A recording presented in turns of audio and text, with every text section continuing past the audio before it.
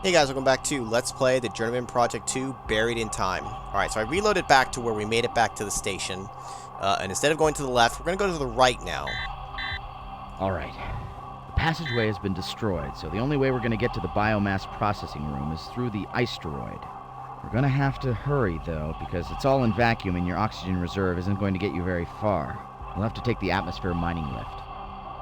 Okay, the passageway is destroyed, so the only way to get to the sculptures is going to be to go through the asteroid. The airlock lift through this door will take us there. Pressure variance too great. Door may not be opened until pressure is equalized. The airlock on the other side must still be pressurized. That's why this door won't open. I can put out an audio override code to bypass the safety interlocks, but the rest will be up to you. Here goes. Emergency door release initiated. Please stand by.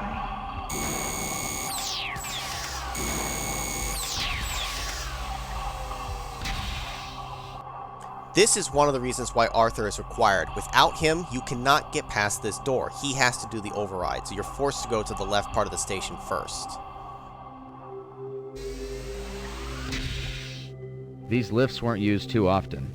The atmosphere mining is all automated, so they're really only for maintenance. Doc used to come up here every once in a while, because it's really quite beautiful inside the asteroid, but it's such a pain to suit up, I suppose. Doc wanted to make this place self-sufficient, so he set all this up when he refurbished the station. It's a simple idea, really. You capture a large asteroid composed mainly of water ice, bore through the center, and set up a mining rig on a cable track. The ice is mined away from the inside out and melted at the junctions at either end, then pumped down to the atmosphere plant on the station proper. There, some of it's broken down into oxygen for breathable air and hydrogen for the attitude jets and backup generator. This is mostly why Doc decided to move the station into orbit near Saturn's rings. Here, there is an unlimited supply of asteroids, and considering the station's only supporting a crew of one, Doc would only need to replace it once every decade or so. Wow, it's kind of wild. Also, we did get this explosive charge from the thing. There's a small grav pad on the back of this explosive charge, which allows it to stick to any surface. Now, some items we get in this will not be used. Some of them are important, some of them are extra. But of course, you don't necessarily know from the beginning of it, so I won't say anything until they actually become relevant, if they even do.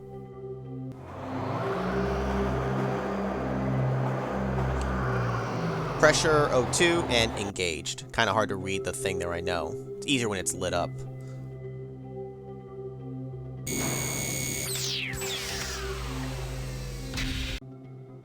I know, it looks pretty scary, but don't worry. There's no gravity, remember? So as long as you hold on to something, you won't fall off. Yeah, that's very reassuring. Also means if I start to float away from the station, I'm kind of boned. I guess technically I can always recall at any time, but I don't have another cheese girl.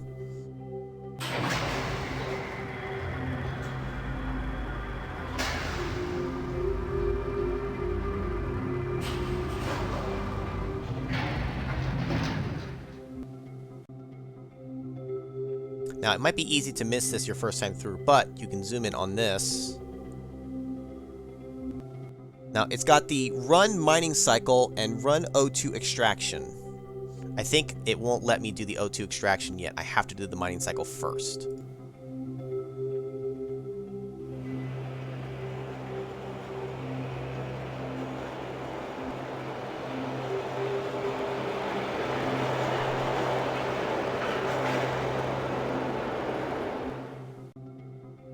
So just like Arthur said, there's the part where we're going to do that. Let's see. Oh, there's the comment. Those rings create a shallow gravitational field which acts as a mass driver, kind of a gravitational conveyor belt.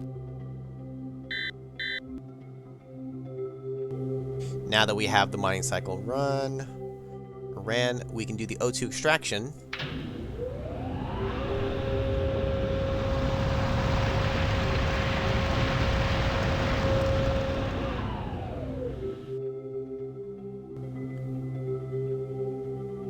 Now you'll see why we did that in a moment. For now, we're going to go back up this other end of the lift.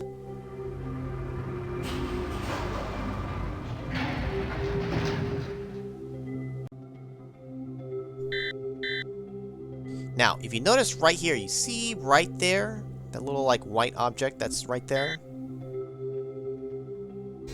That should be on our left, correct? Wrong. Now this says tools and clamps, but if you actually saw closely, it was the pressure skins. Oh, it's over here. I always found that kind of weird. I don't know why it was flip-flopped. Now, water canister empty. This water canister is designed to maintain the liquid state of its contents even when exposed to space. It's currently empty. Now, what I'm going to do here is, now that I have this object, I'm going to go ahead and make a save here. We're going to go ahead and show, basically, one of the first deaths. Now, to do that, I'm going to go ahead and move over this way. So I'm going to knock out 2 birds with 1 stone here. And I always prefer having Arthur up just so I can always see when he has a comment.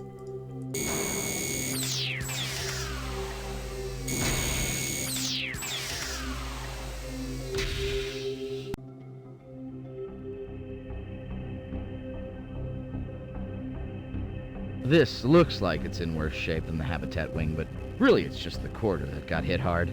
The lab was on the center section, though. It was sheared off completely, and had my studio, and Doc was in the lab when the shower hit.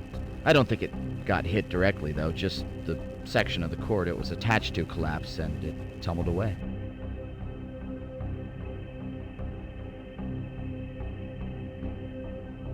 And you can see it's way over there. And because we are at least already connected to the ship, we actually can kick off towards there.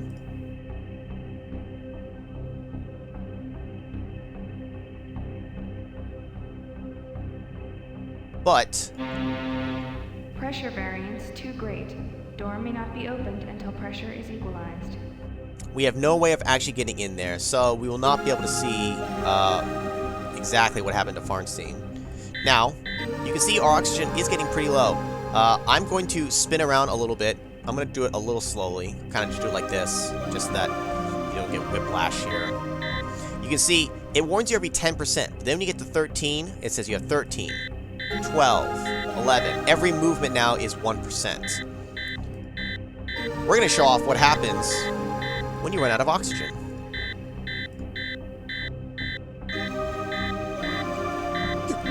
Gage! Agent 5's death registered at 2:19 p.m. on that date.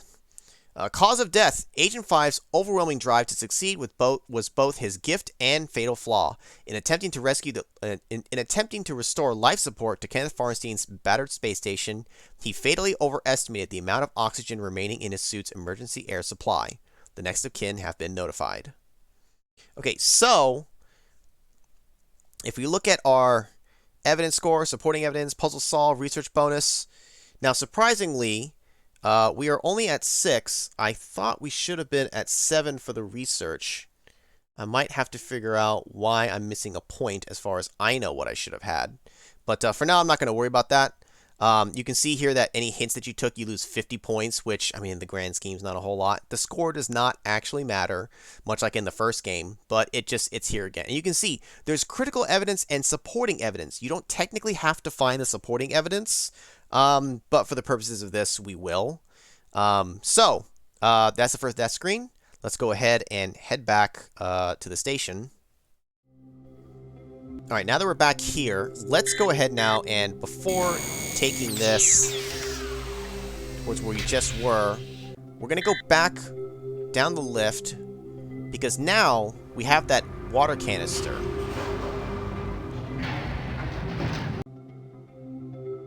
We already ran the mining cycle, so if you zoom in on this, you can see there's H2O as well as emergency reserve, so we can actually take the water canister, attach it, turn the valve.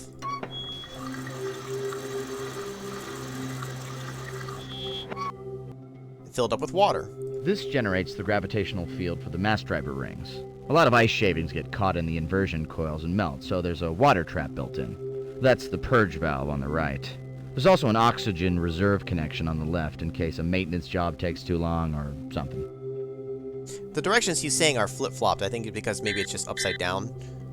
So, water canister full. This water canister is designed to maintain liquid state of its contents even when exposed to space. It's currently full.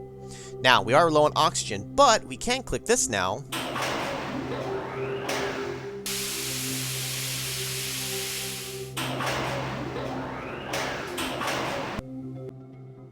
emergency oxygen reserves refilled. So if you happen to be running low when you first got here, because you're just kind of taking a while and exploring, you can get a refill. I think you can do this even before running the mining cycle, but you got to do the cycle before you can get the water.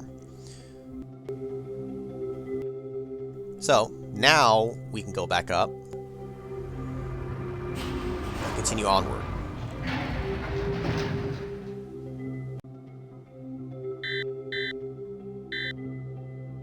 You can see there, that graphic, it was still showing the water canister even though it's gone. Another minor oversight.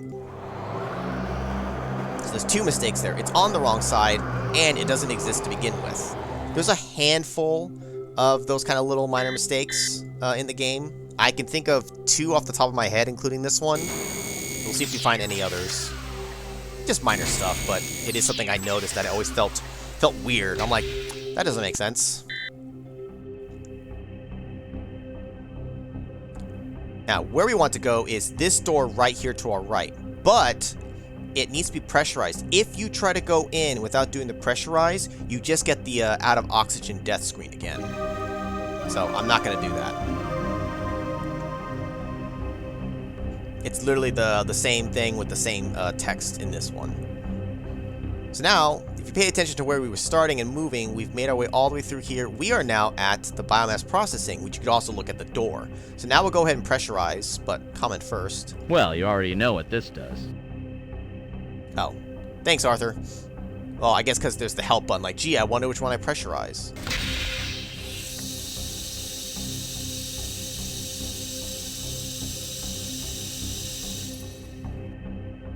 All right, pressurized.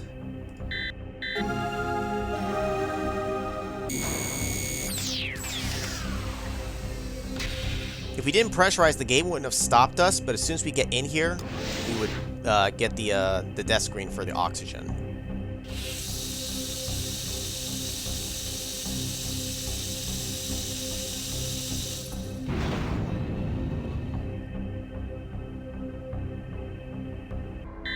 The other guy who was in here went around and interacted with all the sculptures like he was looking for the right one.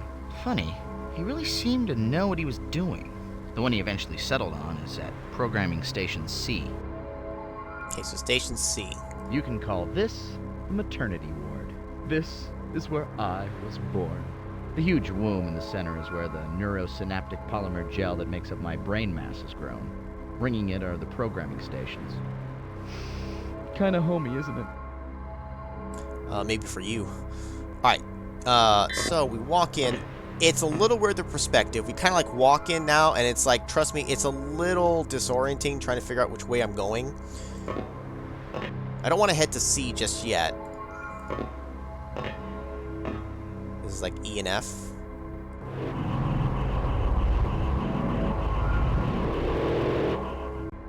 That's freaky. These stations are where the neurosynaptic polymer gel is programmed. Sort of where my DNA is coded, I suppose. Each new function is mapped independently into a glob of gel like this by stimulating synaptic pathways with the resonance probes.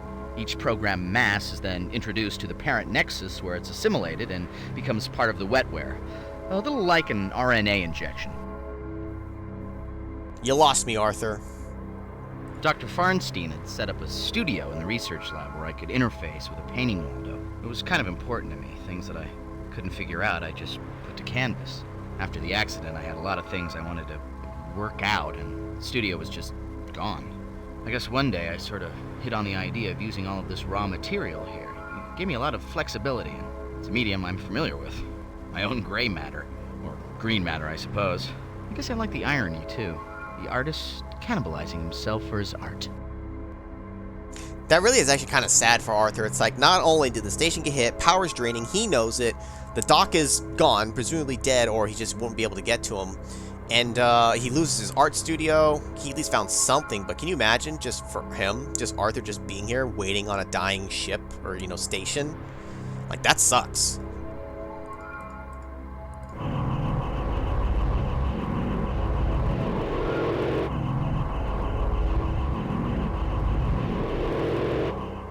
Think about it that way. This Arthur is leading a better life because we get to take him with us, whereas the original copy that's left here inevitably has to die, otherwise history gets changed. It's just unfortunate.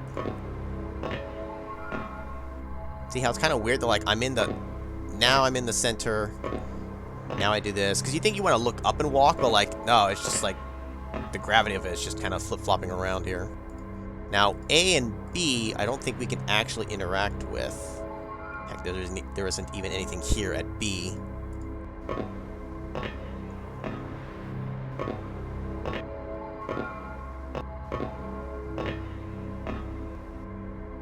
Nothing at D. Well, this is the one. If you touch it, you can see what it's supposed to do.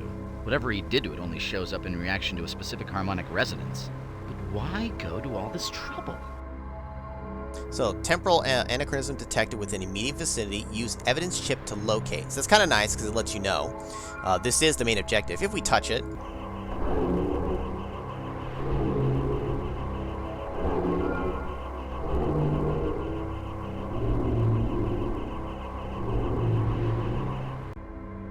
it just does that. So, if we take out our evidence biochip, we can use it to locate. Now, in this particular case, it is designed to auto-record. Sometimes you have to manually locate.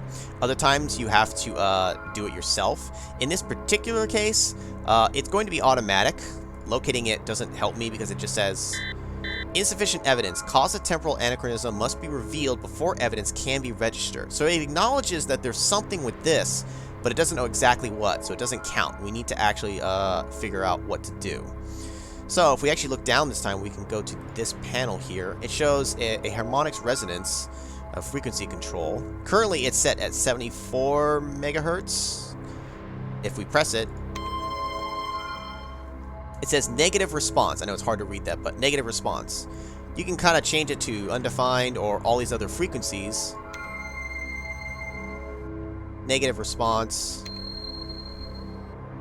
More negative. Kind of just keep flipping through.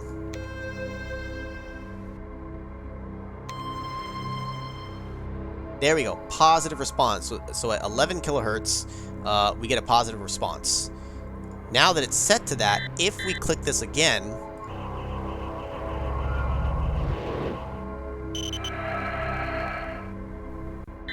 Okay, well, I guess that does it. You know, for so long I dreamed of getting out of here. But now that I've gotten my wish, it's kind of strange to think that I'll never be able to come back. I'm gonna miss this place. Hold me, Gage. hold me, Gage. I'll hold you, buddy. So, source of Ripple documented. Mission complete. You may leave the time zone at your discretion. So, if you want to get a closer look at it, you can go to the review, which actually, sometimes doing the review, I believe, will give us some of the research points that we need. In this case, we should have gotten a research point, so we should have been at 8. I think I'm only at the 7 right now, though. Using the resonator correctly for the positive response and solving this gets us a critical piece of evidence. So you can see here, it forms some kind of electronic schematics inconsistent with technology level of this time period. So that's kind of odd. Don't know exactly what that means yet, but we managed to find the source of the ripple, so our mission is complete here. We can technically leave. We'll go ahead and make a quick save. However, in this case, I think there's nothing really left for us to do but to jump out of here. So we do have 3 other time zones now to explore. Now, what I'm going to do next is, again, we're going to go in an order that minimizes backtracking.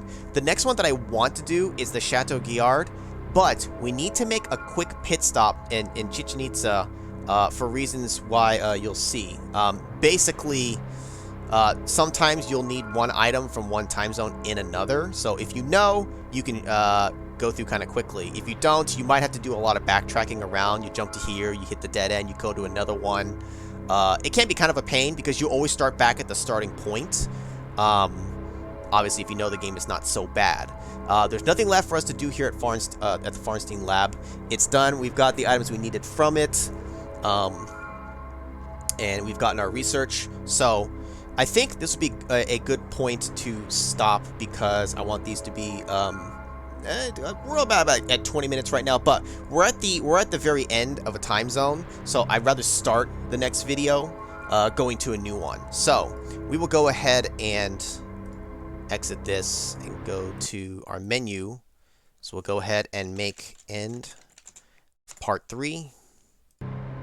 So in the next video, we'll go ahead and make a quick pit stop at the Chichen Itza, grab something we need, and then we'll head on to the Chateau Guillard, which honestly, of all the time zones, I think it was probably my favorite one. There's a couple of fun things we'll get to do there, but that'll have to wait until the next video. So I'll see you guys then.